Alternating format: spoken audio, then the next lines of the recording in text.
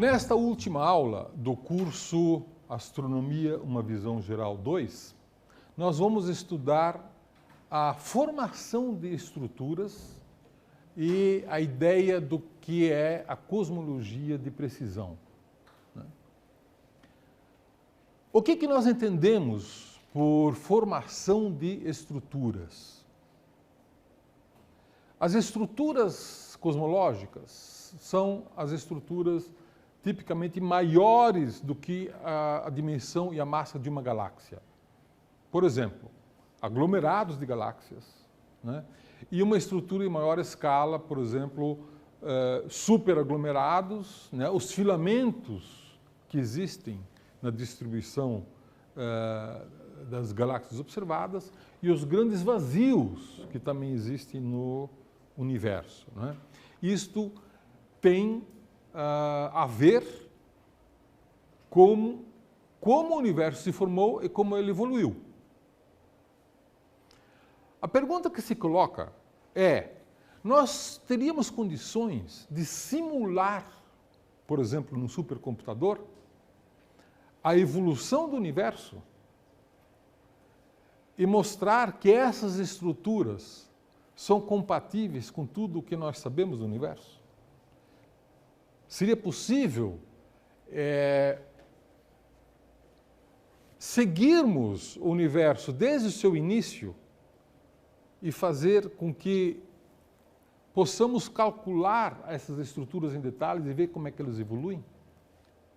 Se isso fosse possível, isso seria muito interessante, porque poderíamos então colocar algumas hipóteses iniciais, fazermos o cálculo da evolução do universo, e quando tivéssemos o universo com a idade que ele tem hoje, paramos o cálculo e estudamos esse universo numérico, virtual, calculado, com o universo real. Né? Se o universo calculado for incompatível com o universo observado, isso significaria o quê?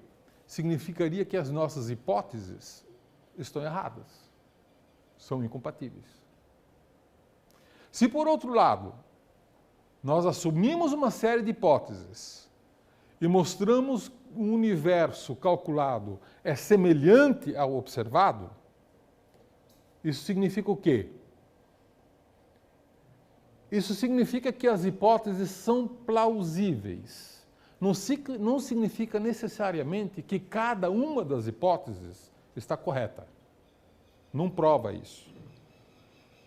Porque, eventualmente, com um conjunto errado de hipóteses, você pode até chegar numa resposta correta, né?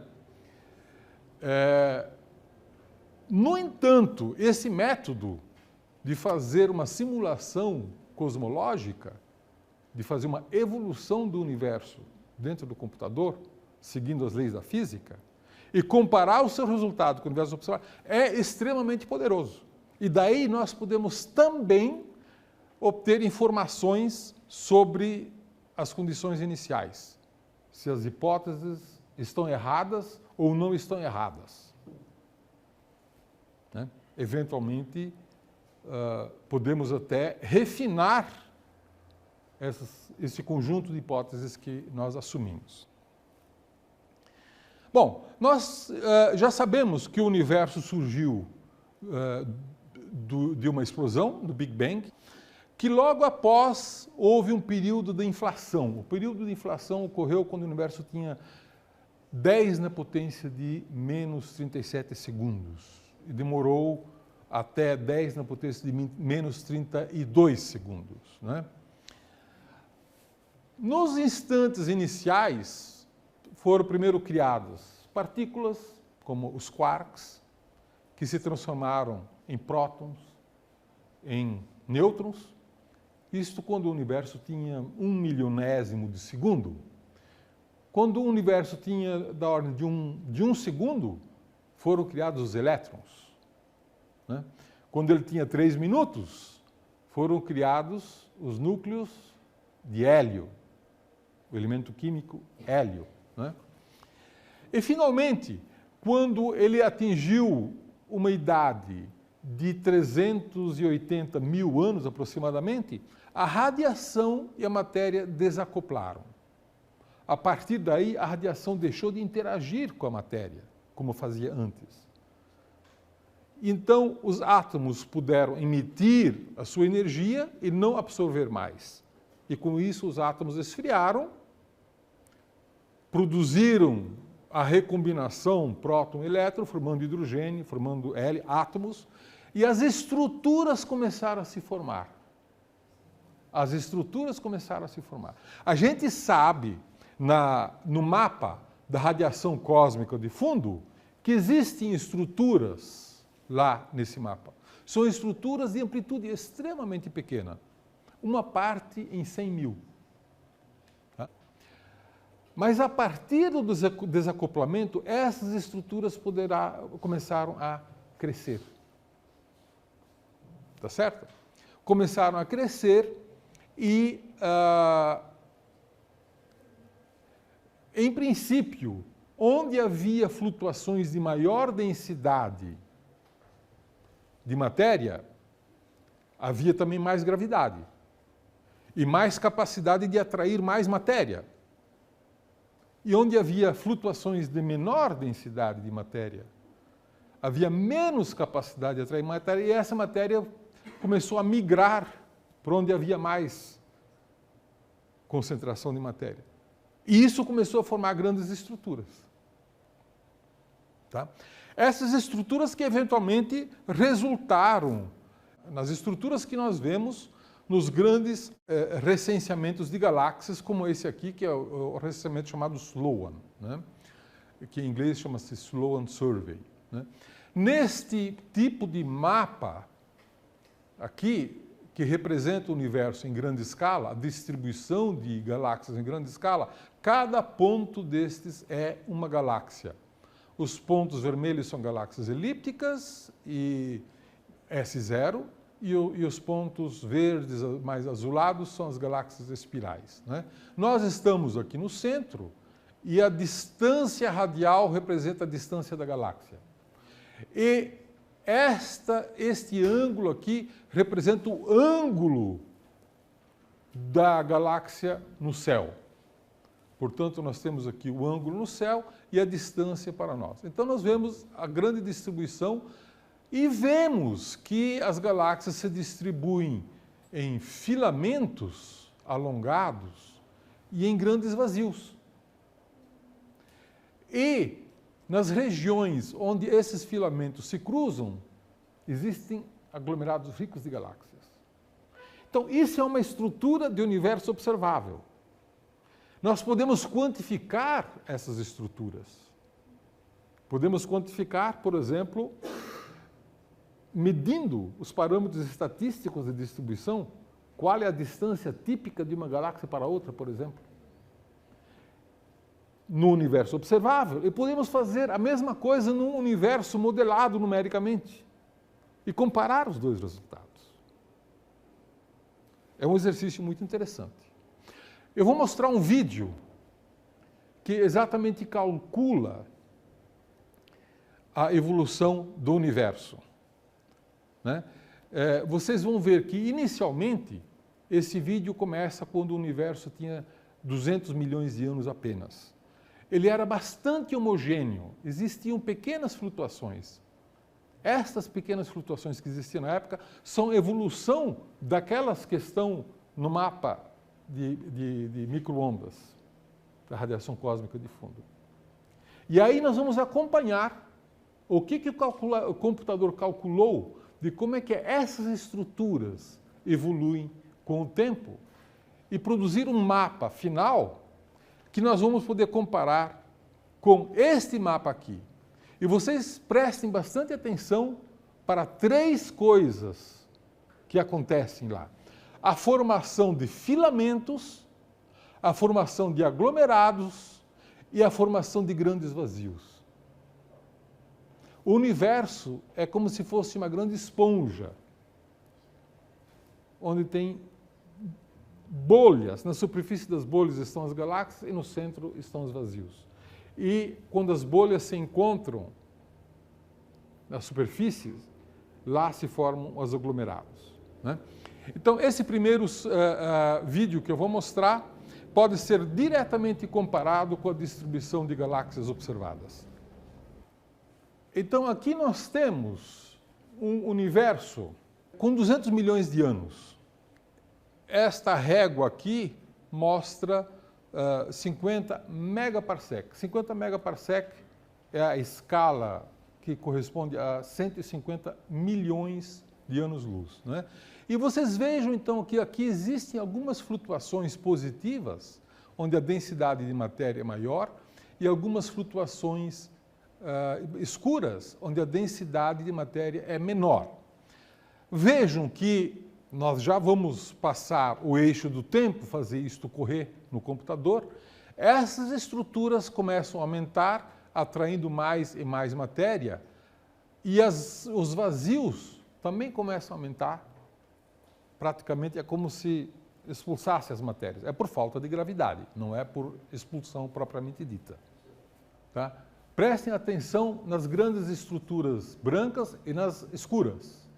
Elas vão crescendo, elas estão crescendo, isto é, a matéria está fluindo para filamentos e para aglomerados, e com isso criando estruturas gigantescas, estruturas vazias.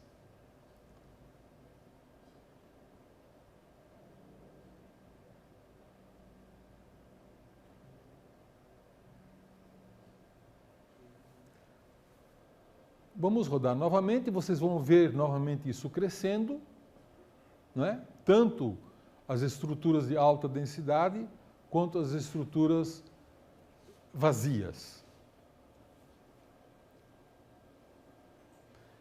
Eu vou parar a simulação, isto aqui. Então aqui vocês vejam que vocês têm uma estrutura do universo calculado para os dias de hoje, redshift 0. Isto representa a evolução no estágio atual. Então, o que nós vemos? Uma distribuição de matéria, no qual você tem grandes filamentos, tá? E quando os filamentos se cruzam, você tem aglomerados. E aqui você tem grandes vazios, onde não há galáxias. Tá? Você pode comparar agora os tamanhos desses vazios, os tamanhos, as densidades dos filamentos e dos aglomerados, quantificar tudo isso estatisticamente no universo calculado e também no universo observado. Tá? Então, comparem agora esta estrutura calculada com a estrutura observada. E vocês vão ver que você observa os grandes filamentos, você observa as interseções dos filamentos onde foram formados aglomerados de galáxias, e você observa os grandes vazios. E o estudo estatístico deste universo observado, agora comparado com o universo calculado, bate. Mas só bate quando as suas hipóteses iniciais tiverem valores confiáveis. E ela só bate se você assumir que existe inflação, mais energia escura, mais matéria escura. Necessariamente, essas três coisas. Sem essas três coisas, você não consegue reproduzir, teoricamente, essas estruturas. Portanto, trata-se de um método extremamente poderoso de fazer cosmologia. Agora eu vou mostrar não essa estrutura evolutiva, isso aqui é o resultado da evolução do universo. Agora eu vou pegar essa estrutura na idade atual e vou fazer um mapa 3D dela. E aí nós vamos fazer uma viagem através deste universo para que vocês possam ver essas estruturas em 3D.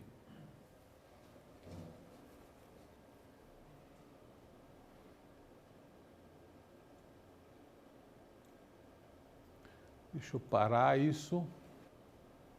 Este é o mapa do universo resultado da simulação feita no computador, né, onde você vê vazios, regiões de alta densidade, onde as cores mais azuis representam baixa densidade de matéria e as cores mais amareladas, mais esverdeadas, representam alta densidade de matéria. Então você vê a formação de estruturas do tipo filamento, aglomerados, superaglomerados e vazios. Agora nós não vamos ver a evolução disso, nós vamos olhar isso em 3 dimensões e voar espacialmente através deste universo.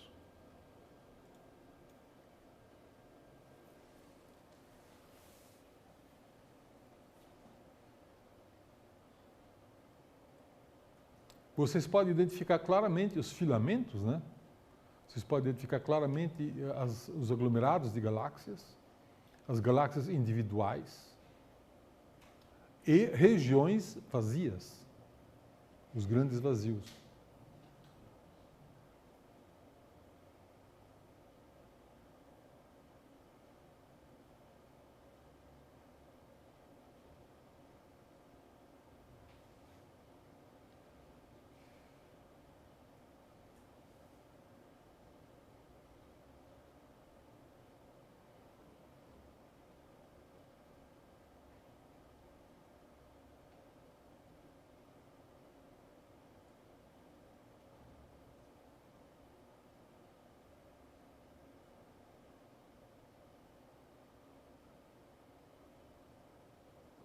Vejam, este aí é um grande aglomerado de galáxias com várias subaglomeradas nas suas vizinhanças, né? Ainda certamente evoluindo. Isso evoluirá ainda e esses aglomerados irão crescer ainda mais em tamanho, né?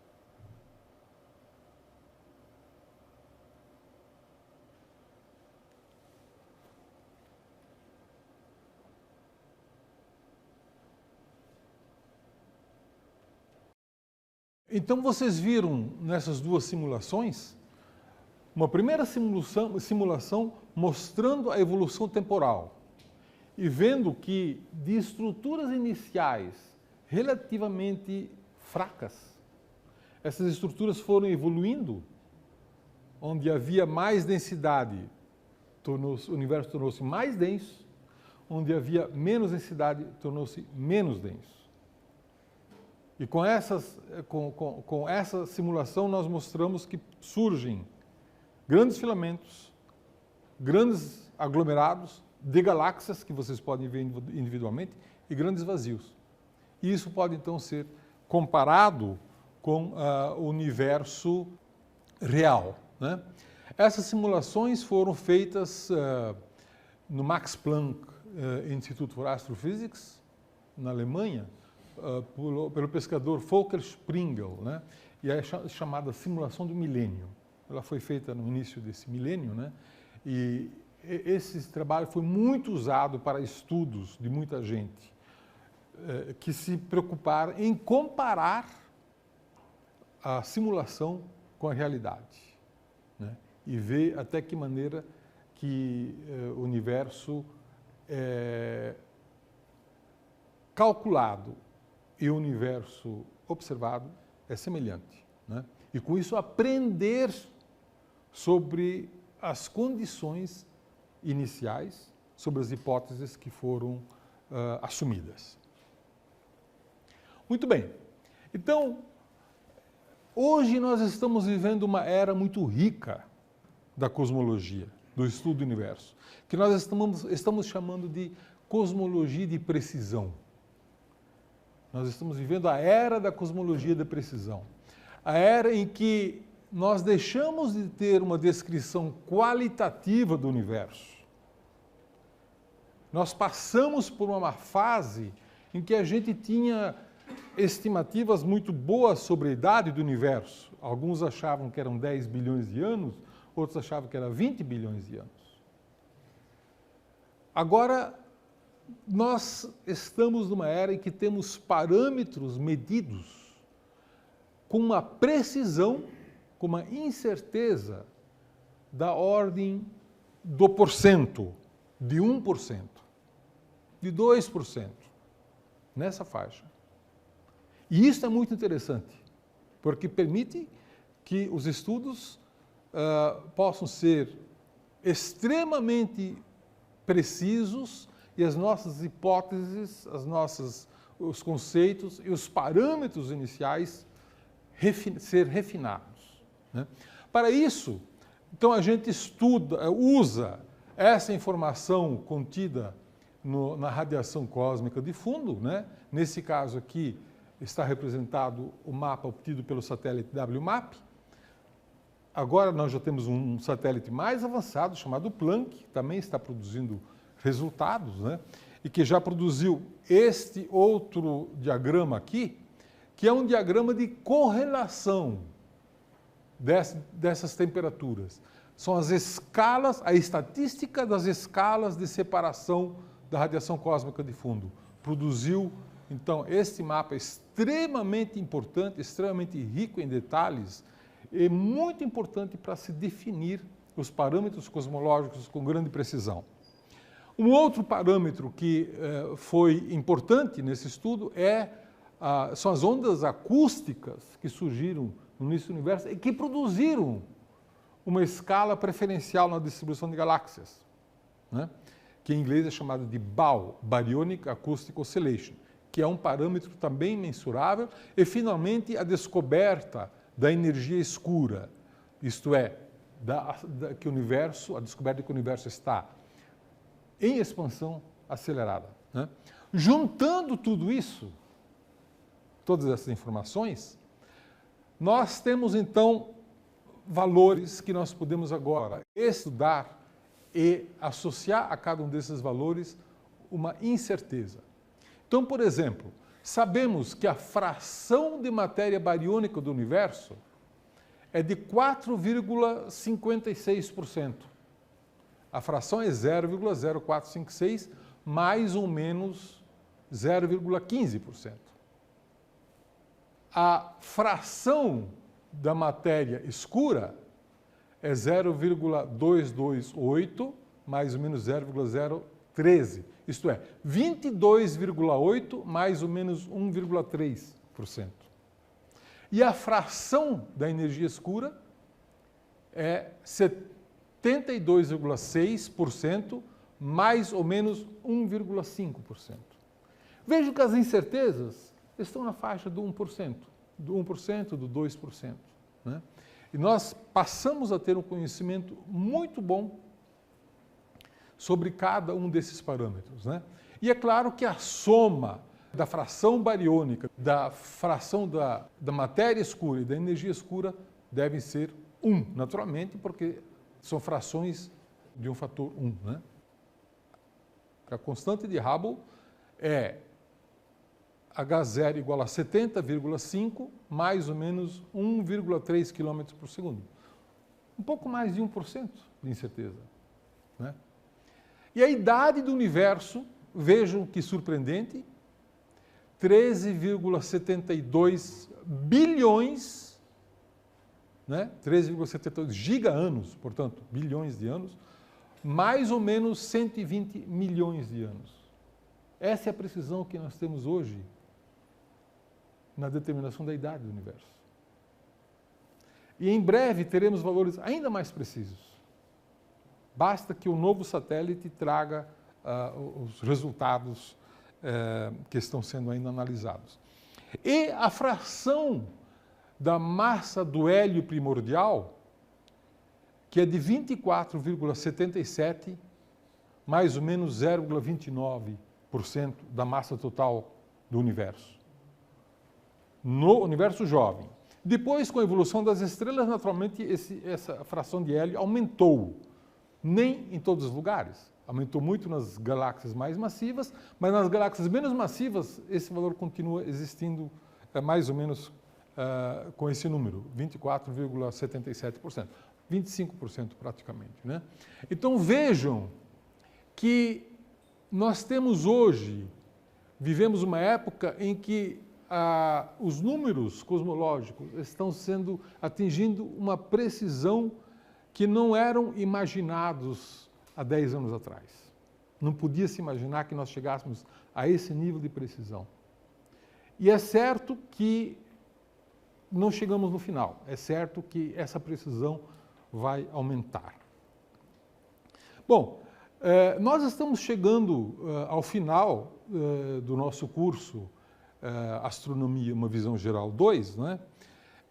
Onde nós vimos o estudo das galáxias, chamada astronomia extragaláctica, vimos a cosmologia, né? A origem e a evolução do universo e dos seus componentes, né?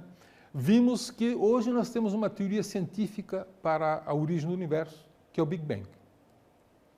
Eu faria uma pergunta para vocês. A teoria do Big Bang, afinal de contas, explica tudo? Nós temos agora uma teoria definitiva? Talvez sim, talvez não. Vejam que a evolução do conhecimento do universo teve muitas fases, né? O universo geocêntrico, centrado na Terra, o universo heliocêntrico, que acabou se demonstrando uma teoria muito melhor. A Terra, de fato, é um universo redondo, que, afinal de contas, gira em torno do Sol. A teoria heliocêntrica não está errada. Ela é incompleta. Descobriu-se depois que o Sol é apenas uma das estrelas de uma estrutura muito maior chamada galáxia, que todo o universo conhecido até então girava em torno do centro desta Via Láctea. Está errada essa ideia? Não. Essa ideia está correta, mas está incompleta. Quando se descobriu a lei de Hubble, mostrou-se que o universo era surpreendentemente maior, né? E a partir daí surgiu um novo paradigma. E nesse paradigma surgiu a origem do universo. Tá certo? Ao estudar propriedades do universo, propriedades da expansão, percebemos recentemente que existe a energia do universo. Percebemos recentemente que um conceito mais antigo da matéria escura é real. Temos evidências crescentes da realidade disso. A energia escura é real. Nós temos agora evidências crescentes de que a energia escura é real e é a energia dominante, hoje, é a energia dominante do universo, né? A cosmologia não chegou no final de uma trajetória, né? Quanto mais nós pesquisamos, mais surpresas nós encontramos. E têm sido surpresas muito grandes. Então é possível que a teoria do Big Bang esteja correta? É isso que nós acreditamos? Ela está correta? Mas não é necessariamente a última palavra.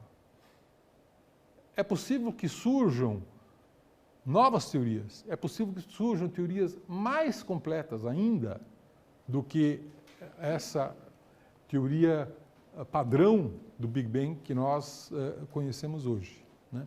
O fato é que a ideia de conhecermos o universo sempre atraiu a humanidade. A ideia de termos uma ideia, uma explicação para onde nós vivemos, sempre atraiu os seres humanos, né? E, basicamente, esta é a missão da astronomia. Descobrir de onde que viemos, onde estamos e para onde vamos. E essa missão não está encerrada. Ela certamente vai continuar E certamente haverá ainda grandes surpresas nessa aventura, né, do espírito humano, que é uma aventura que eu acho que engrandece a nossa civilização. O fato de podermos compreender com tantos detalhes o universo em que nós vivemos. E com isso nós encerramos o nosso curso de Astronomia, uma visão geral 2.